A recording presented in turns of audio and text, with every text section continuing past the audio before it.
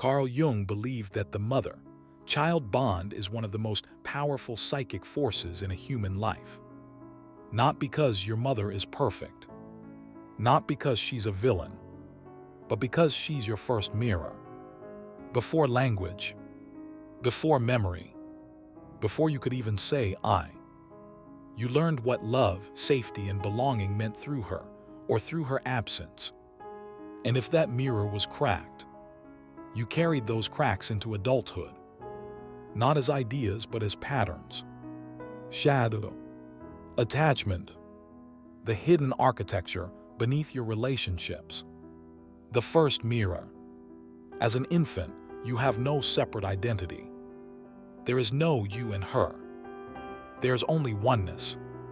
Jung often described the mother archetype as the original container, the womb not just of the body, but of the psyche.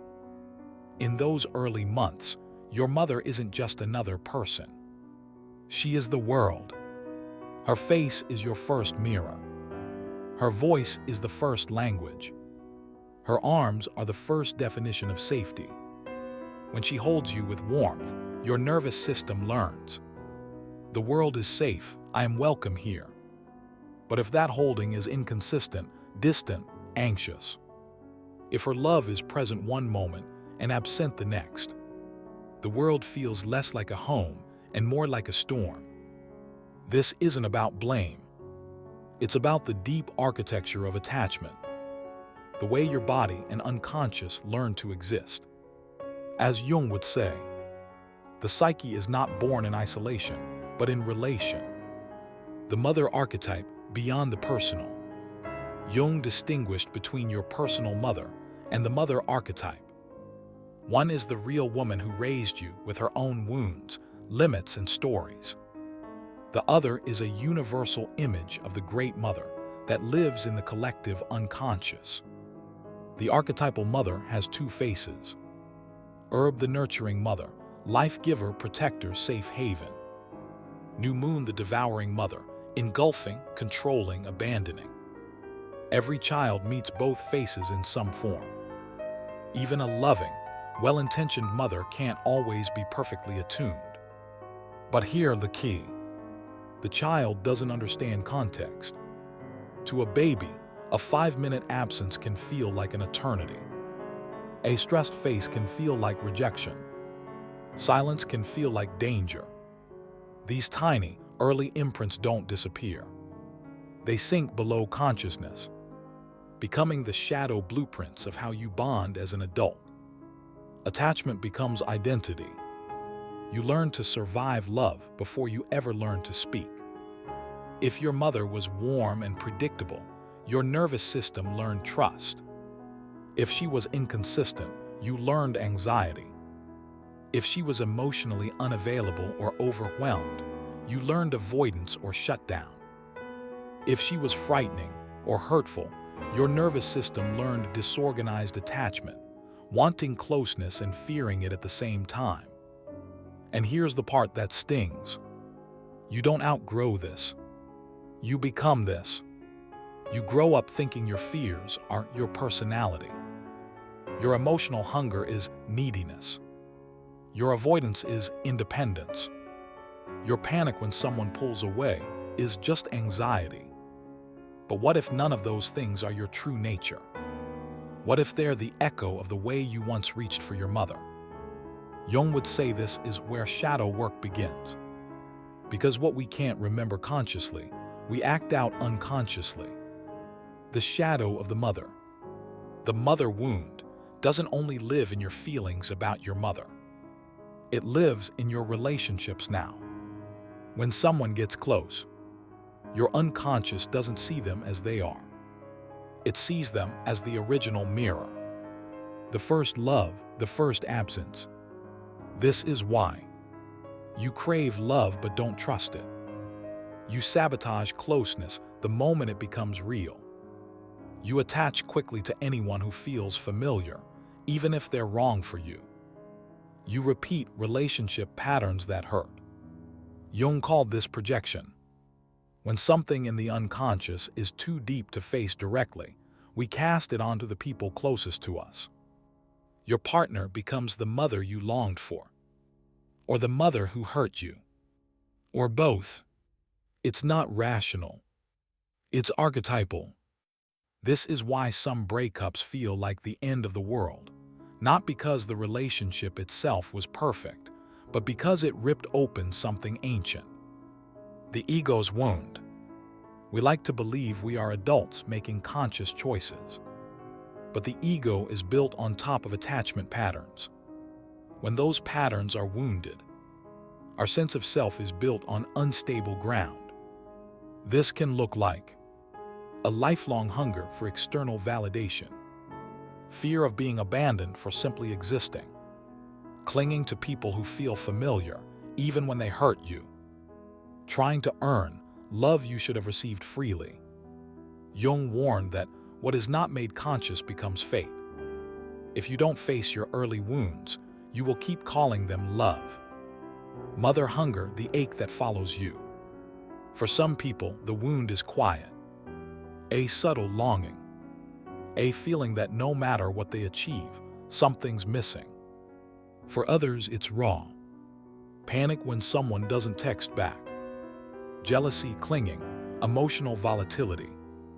Psychologist Kelly McDaniel calls this mother hunger, a deep, pre-verbal ache for nurturing that was inconsistent or absent. But Jung said something even deeper. The greatest burden a child must bear is the unlived life of the parents. Your mother's own wounds, her shadow, live inside the atmosphere you grew up in. Her anxiety, her numbness, her silence, her control. It wasn't just what she did to you.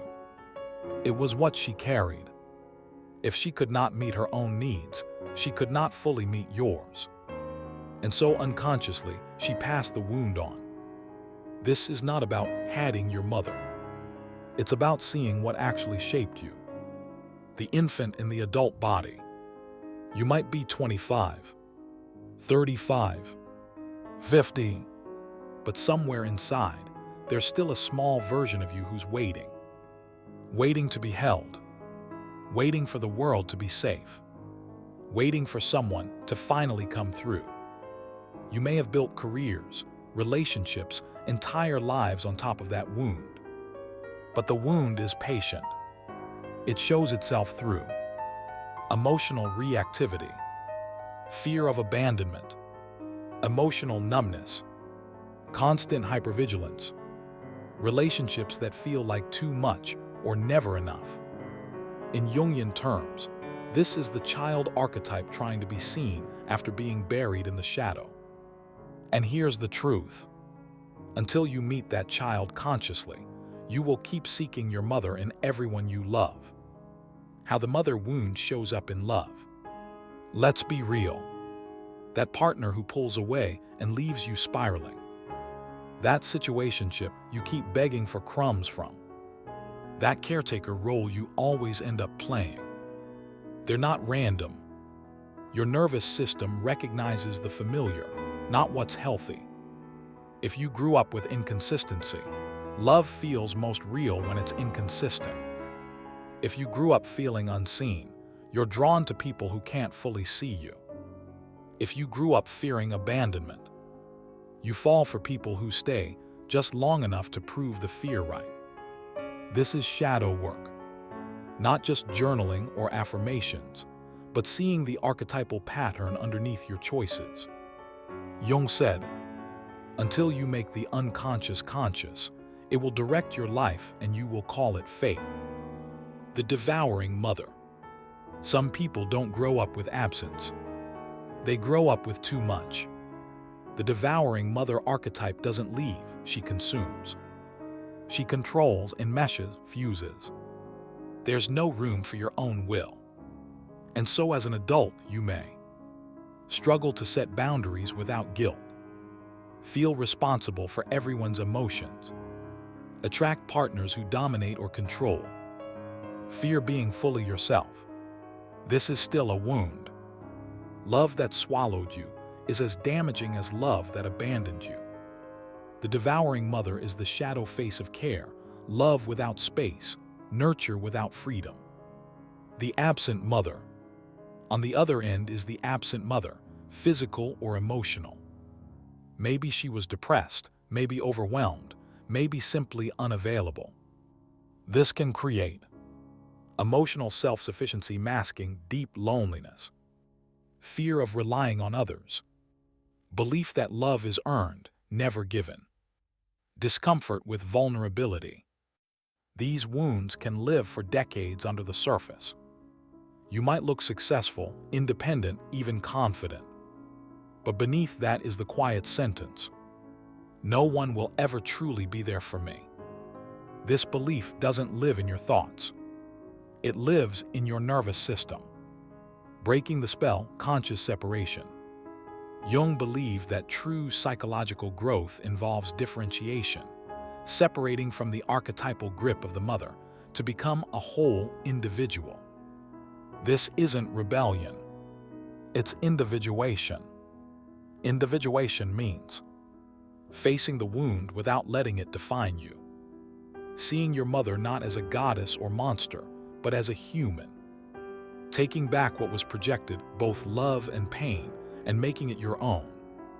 The unconscious can only heal what the ego is willing to look at.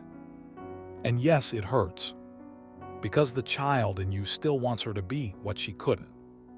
But healing doesn't come from getting the perfect mother. It comes from becoming your own inner parent, reclaiming the inner mother. Here's the most important part. You can't change the past, but you can reparent your shadow.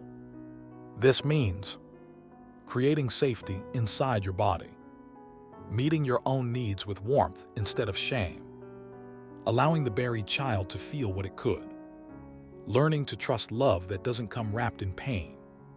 Jung described individuation as becoming who you truly are, not who you had to be to survive. And this often starts with mother work, because the first wound is also the first doorway. Ego confrontation, hitting the nerve. Let's speak directly now. If you keep ending up in the same emotional loop, if you can't let people close without panicking or pushing them away, if you crave love but secretly don't believe you deserve it, this isn't just your attachment style. This is your mother wound asking to be seen. Your ego will resist this, because to face, it means to admit that your story didn't start with you. It started with a mirror you didn't choose. A mirror that shaped the way you learned to love, need, and fear. And unless you confront this with brutal honesty, you will keep living the same story, just with different faces. How healing begins. Healing doesn't begin with blaming your mother. It begins with seeing her clearly. Seeing that she was human. She carried her own shadow. She could only give what she had. It begins with feeling what the child in you never got to feel. Grief, anger, yearning, love, and then learning to give yourself what was missing, consistently, gently, again and again. Somatic work, therapy, inner child dialogue, shadow work, these aren't buzzwords. They're bridges back to your true self. Jung's warning and hope. Jung warned, the greatest tragedy is to become a puppet of what you cannot face. The mother wound is exactly that. Invisible strings pulling at every relationship you enter, every fear, every pattern. But he also believed in something else. The shadow once faced becomes power. When you integrate the wound, your relationships stop being repetitions. They become choices. You stop searching for your mother in your partner. You stop abandoning yourself to keep someone close. You stop performing for love. You begin to love as an adult, not as a starving child. Let me ask you something. Who in your adult life triggers feelings that are way bigger than the situation deserves? Who makes your nervous system feel like a child again? Pause and let that land. Those aren't random people. They are mirrors. When you imagine feeling fully safe, fully loved, fully enough, what part of you immediately flinches, doubts, or resists? That's the part that was shaped earliest. What would it look like to stop waiting for your mother and start becoming the one who holds that child now? For years, I thought I was just bad at relationships. I thought my neediness was a flaw. My distance was a strength. But behind all of it was something simpler. A little version of me who learned early that love wasn't safe. The day I stopped trying to be normal and started listening to that child, everything changed. The ache didn't disappear overnight, but it stopped controlling me because I finally understood. I wasn't broken. I was waiting to be held by someone who never came. And then I realized that someone could be me. Your relationship with your mother is not a footnote. It's the first page of your story. But it doesn't have to be the last. The wound that shaped you can also awaken you. The mirror that cracked can be rebuilt, not to erase the past, but to let light through it. This is shadow work. This is individuation. This is how you stop repeating what hurt you. You do not need a perfect childhood to build a whole life. You need truth, courage, and the willingness to stop lying to yourself about where the wound began. And when you do, the love you've been chasing finally has a place to land. Inside you,